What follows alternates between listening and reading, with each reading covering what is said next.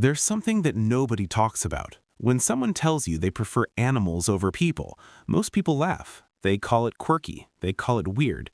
Some even feel a little offended. But psychology tells a completely different story. Because the people who feel more at home with animals than with humans aren't running away from the world. They're operating on a completely different emotional frequency.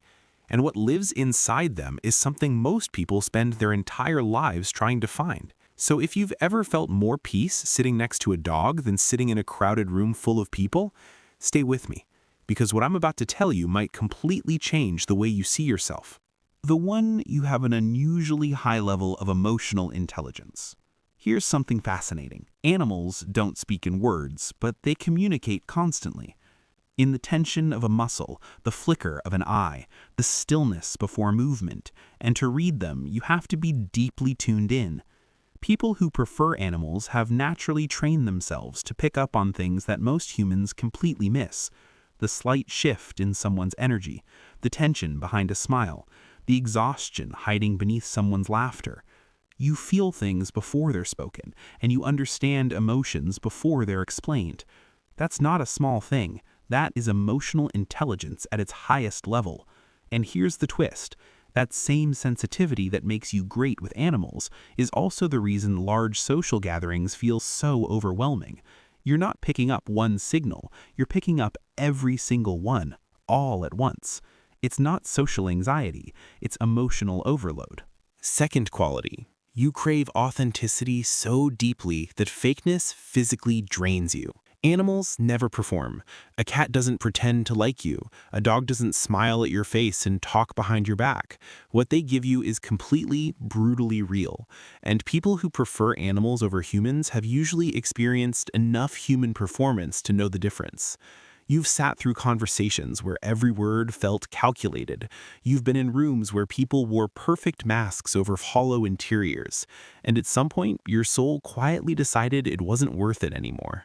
This isn't cynicism. This is a deep psychological need for genuine connection. Research consistently shows that people with high authenticity sensitivity experience social interactions as mentally exhausting when those interactions feel scripted or surface level.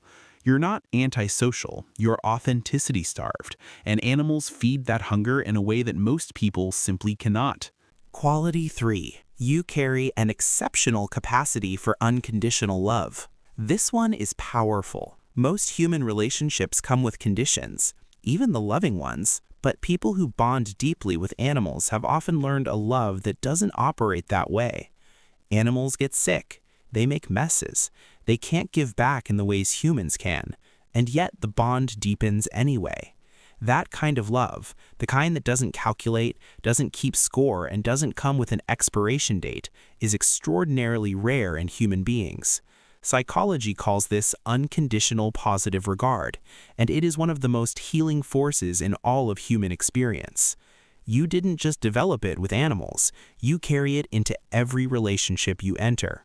And most people who've been loved by you have no idea how rare that gift actually is. Fourth one is, you understand silence in a way most people never will. Here is the one that goes deepest. Humans are terrified of silence.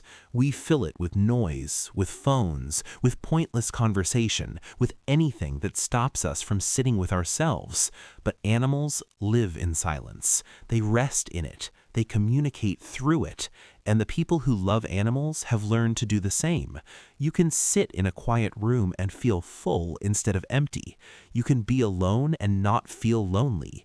You've developed what psychologists describe as a powerful internal world, a rich inner life that doesn't need constant external stimulation to feel alive. And that inner world, that comfort with stillness, is the foundation of some of the deepest thinking, the most creative minds, and the most grounded souls this world has ever produced. So the next time someone looks at you like you're strange for choosing a dog's company over a dinner party, just remember this. You aren't missing something that other people have.